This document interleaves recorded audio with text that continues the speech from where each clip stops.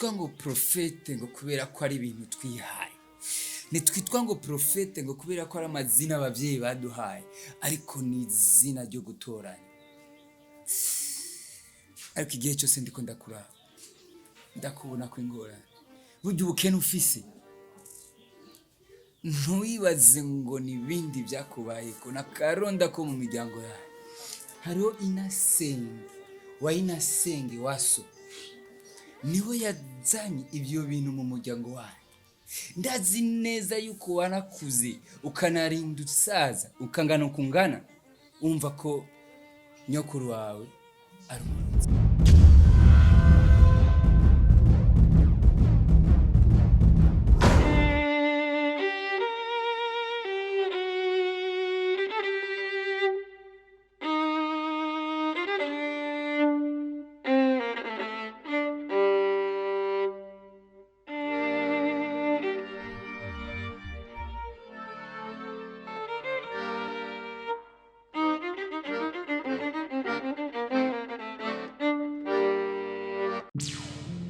Allo? Ego ni Alvera. Murakoze cyane, adresse mu ndungike nayibonye, ariko nashaka kubasaba gatonya ngomba nce kuraba umugabo wanje. Nashaka ko cyaza rukomejeje kubonana n'umugabo wanje, sinzi ko mwobinyemerera. Murakoze cyane, kandi nibaza yuko ndabimubwiye atakibazo na kimwe. Sawa, murakoze, reka ndamurabe mpejeje canza kubaraba kuri iyo adresse mu mpaye nta kibazo. Murakoze. Yo, hana we. Sijamba n'umugabo wanje ndamushikiriza.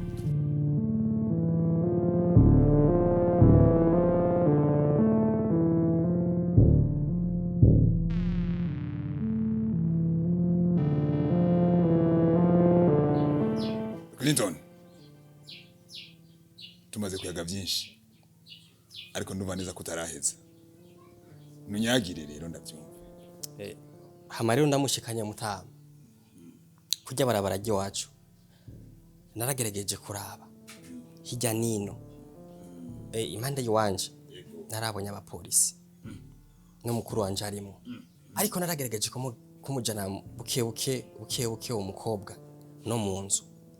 Naratumwe kwanza kumuryosha, ndamubwira amajambo meza kugira nkundire yuko twoshobora kwinjira muri chambre, ariko umukobwa arashobora kubinyemerera koko. Ego, ariko ikibazo cyabaye namushikanye muri chambre yarasuzuguye hano je njyama. Urazi yuko amategeko mwaduhaye yuko ni ngombwa yuko twojyama hano atameze neza, ariko umukobwa yarashoboye kuvyanga. Ariko ndagerageza kumuwembereza, ndamuryosha, ariko yaranyankiye, ariko naje nkwakwanye n'ingoga. Ndabe yuko notanga ikimazi kubera inyuma nasize hano bitameze neza kumvo y'abapolisi. Ndamushikanye rero muri salon nangura kugira yamigigwa, ariko sinamwitayeho kumvo narinzi yuko muri kajya kanya fisi inkomezi. Ndamusokana buke fisa cakimazi nyene. Shitse hanze kuri portail numva arampamagaye wo mukuru wanje, Clinton, ariko sinamwitayeho. Ariko ngerageje kwindukira inyuma ngo ndamurabe, nasanze amaze kundabisha kw'imbunda, ariko sinamwitayeho. Nagumye fise cakimazi nyene, niho nacenda kikuzanira. Subi inyuma rero nace nkanguka afise wa mudari, ariko rero sinashoboye kumwitaho. Niho nacenza fise ishusho nk'uyu mwana, maze kumushikira niho yacatangura kumbaza ibibazo. Ndamwishura kwandazi yuko iyo umuntu arakora kubaza ibibazo nawe ucumenye ukuntu mwishura.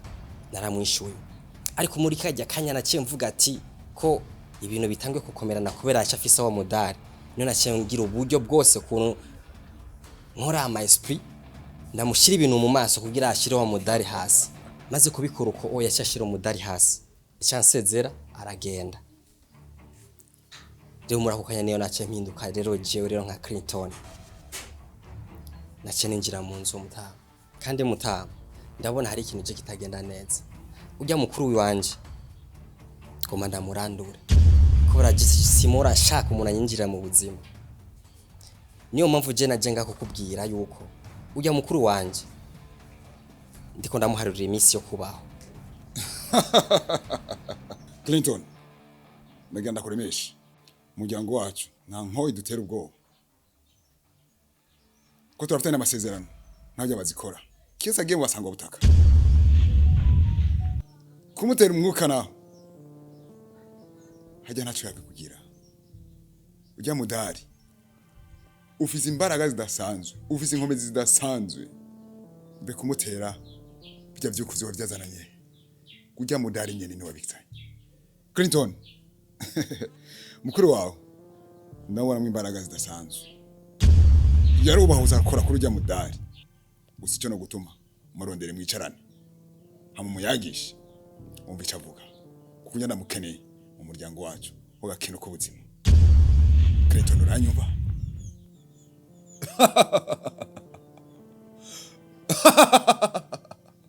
Clinton umukobwa wese azemera ko aryama harya ahantu muryama ujazo bari gwaho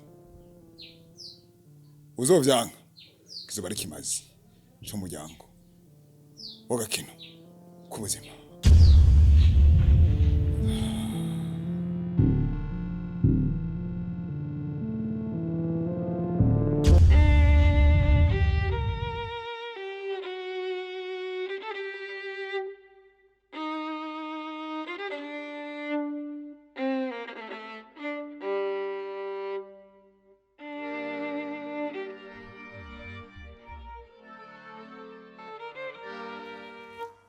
Mushinga ingo Ah.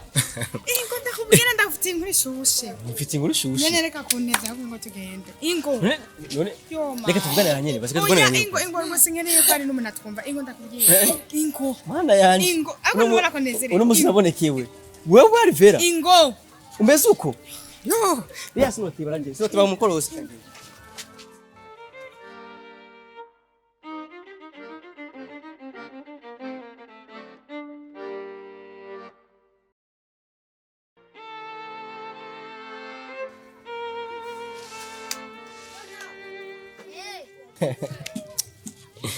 Madame, ni wewe? jewe My God. ndagufitiye amakuru ashushe sha Sheri. Imbere yuko utarambwira amakuru mashasha. Reka mbaze nkubwire yiwanje. mbarira ariko numva ariko ndahagaze je mana ndakubwiye Lindira. Sheri, ejo nari kumwe n'umukozi w'Imana. Rero tuvanye n'umukozi w'Imana. Naje muhira nashe. Sinarizi ko ndagusanga muhira bivanye no kuntu twari tuvanye. Majambo mbwiye. Nagusanze uryamye. Siniyumvamwe mu ko nari kukubwira ndakuvyure ivyo umukozi w'Imana yari yagije kumbwira. Ariko byari ibintu biryoshe cyane. yakubwiye ngo iki Ndasa kukubwira. Gusa uno munsi naho nyine nagomba ndakuvyure cyo mbona reka ndakureke ndaza kugaruka mvuye ku kazi akiri kare. Sheri ndazi igihe kinini cyane mfise umubabaro w'amafaranga mfise umubabaro w'ubuzima tubayemo utanezerwa cyane. Rero umukozi w'Imana yambwiye ko ikibazo cy'ubukene kuri jewe ni umwanya muto ashobora kukisengera kikahera. ntiwumva ayo niyo makuru mba nkeneye kumva ngo byahise bigenda gute rero Sheri umukozi w'Imana yambwiye amajambo meza cyane. Yasabye ikigira 10 kingana n'imiliyoni 2. Ama kabuzi ko neza ko mfise agatongo nahawe na data. none Rero nari ngomba takugirisha inama nk'umugore wanje nkunda ko nyemerera tukakagurisha. kare ko ukiraho niwe uri kuvuga n'amajambo menshi ako wa mugabo reka kubutuma niyumvira cyane kugira ngo ndagusumbye n'ubwenge ndakubwira gute dushobora gufata amafaranga tugagenda tugatanga ngo agiye kurondera amafaranga mu gihe hari abantu bagomba kuduhereza amahera y'ubuntu buryo wari utunze ubutunzi mu nzu atabyutse sobana ka kanimero watana wa munsi ejo igihe dushwanye nagomba ntayo baza ngo cyangwa umije mu zawe n'igiki naragentora ka kanimero nda telefone bari abantu nahamagaye uno munsi bampaye rendez-vous barambwira ngo bakeneye kuduhereza amafaranga ya mafaranga we ngo mutange miliyoni 2 kubera itongo ariko ayo mafaranga ashaka kuzotuma tugura amatongo n'amatongo bujumbura yose kabi iwacu gute rero twafata amafaranga tukagenda kuyatanga mu gihe hari abantu bagomba kuduhereza amafaranga y'ubuntu ahubwo mushingana ndagusabye urazi ko ndagukunda n'ukuri nyemerera tujane kuraba abo bantu ibibazo byacu bikemuke none abantu urambirwa no kubona ndubona n'amafaranga kugura gahuzo nayo gufungura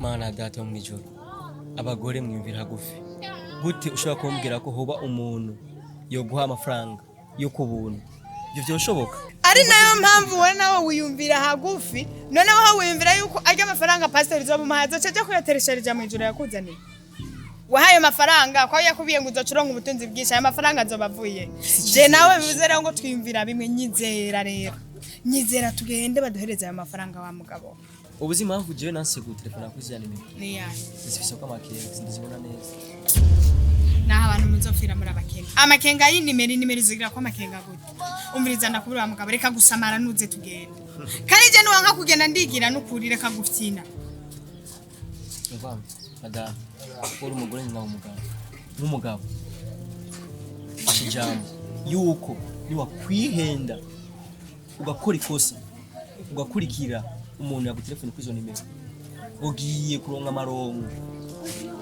mwana wa mama cyo nawe nturi kumwe ngo iki umviriza ndakubwira ubunerega n'ubundi sinari n'umugore wawe ubundi sinari narigiriye anarenga ngo ndakugisha inama gusa kugira ndabere yuko twava muri kajya kazi tukava muri bujya bukene tugasubira tugatera imbere nimba rero utabikeneye ndagiye kandi ndaronka n'amafaranga ntuzundondere ndagiye n'ubundi sinari umugore wawe umariye asikeka ari we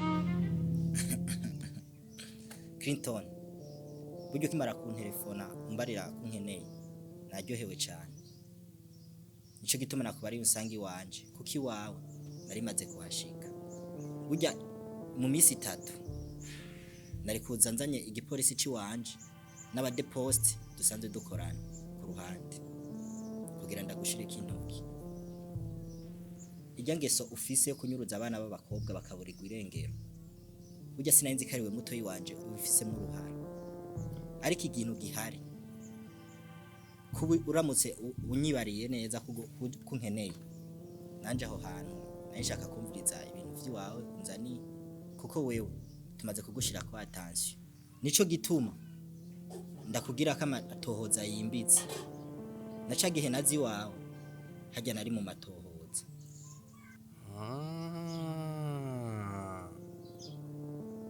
niyo mpamvu mbona ibintu kuri Facebook banyandika ko ibintu bitameze neza bwa bundi byari ivyo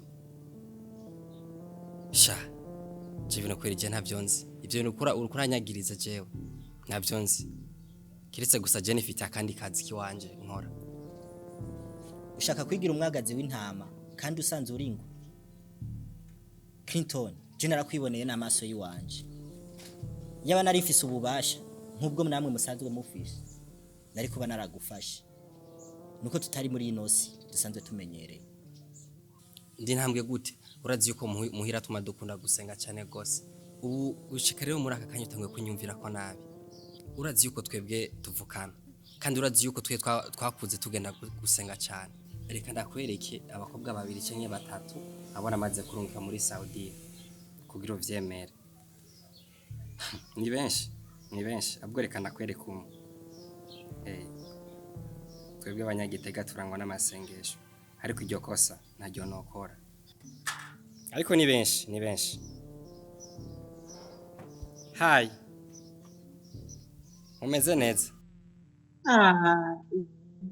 no tumeze neza akazi kagenda neza ya mu bisanzwe turashima uko bimeze kose nawe urabona ko atari yego hamara umuntu yifuza yuko mwashora kuyaga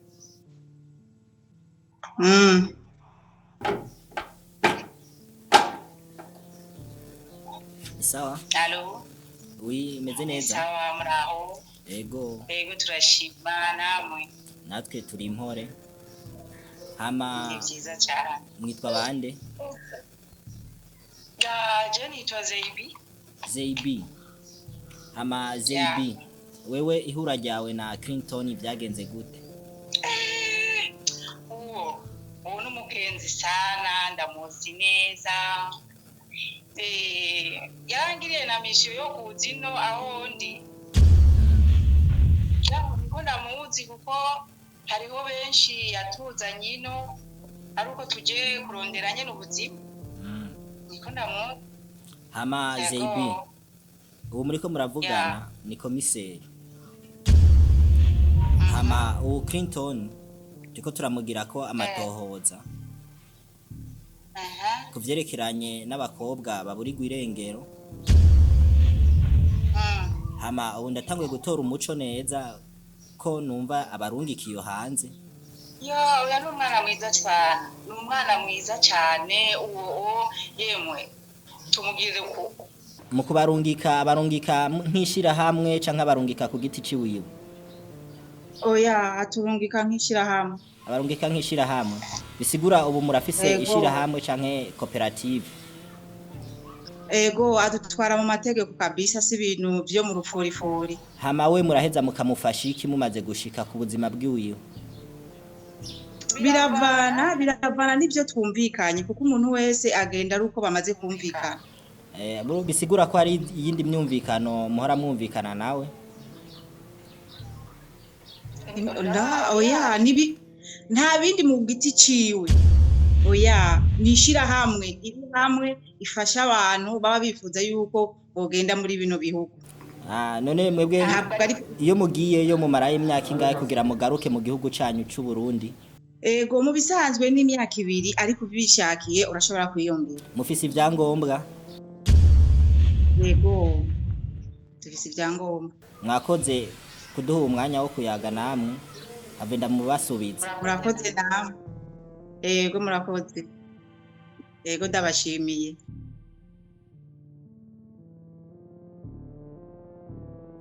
Ndibaza washobora kumenya ukuri kose. Kuri uwo munsi nibaza wamaze kumenya akazi kiwanje ariko ivyo bintu kuranye nyumvira sivyo kandi je ntavyonze. Hama ikindi naco nyamukuru cyatumye nza ngaha hari agashira hamwe dusize turimwo kiswe agakino k'ubuzima. Rero hariyo igihe umutama asanzwe akarongora aho gashira hamwe nyene yaratubonye ne turi kumwe jewe nawe. Yacakwifuza yuko nawe ushobora kwinjira muri aho gashira hamwe. Clinton. Burya mbaye ndakubangira gatoyi kuko ibi bimenyetso bito mpejeje kubona ariko ntibivuze ko ikirego ndakigukuye. Hama ivyerekeranye navyo nuwo mutama wa kuri iryo shira hamwe uzo mubarire andondere tubiyageko ariko akantu gato kangana n'intsatsa kaza kiyongera kuvyo duhejeje kuyaga nzoce ndagufata.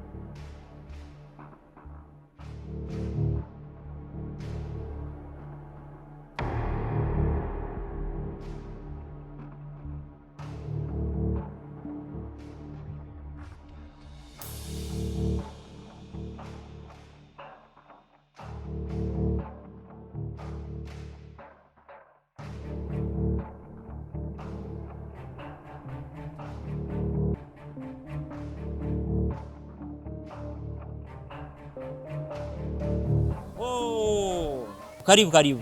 Ego wageze mu gakino k'ubuzima. Murakoze cyane. Ego hama nabonye watoye amahera hajya y'amahera sayi wawe. Reka n'amafaranga natoye n'agapapuro nabintoye amahera. Okay, sawa na kibazo. Hama wari kuravugana na bahebi yake. Hajya twagime tugutelefona wari kuravugana na jewe. You know? Okay, hama. Okay, hama rero aha ugeze muri agakino k'ubuzima.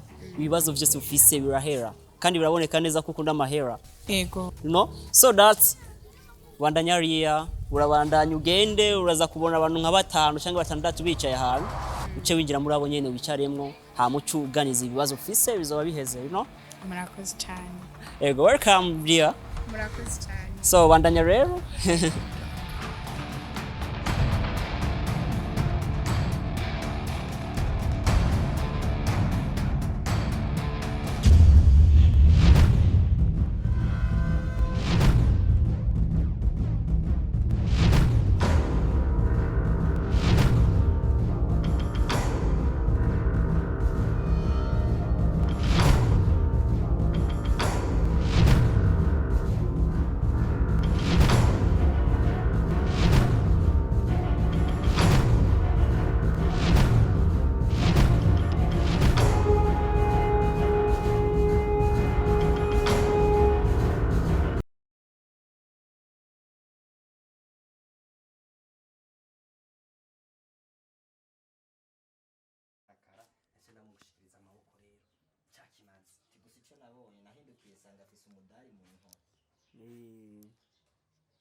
sa eka tubwire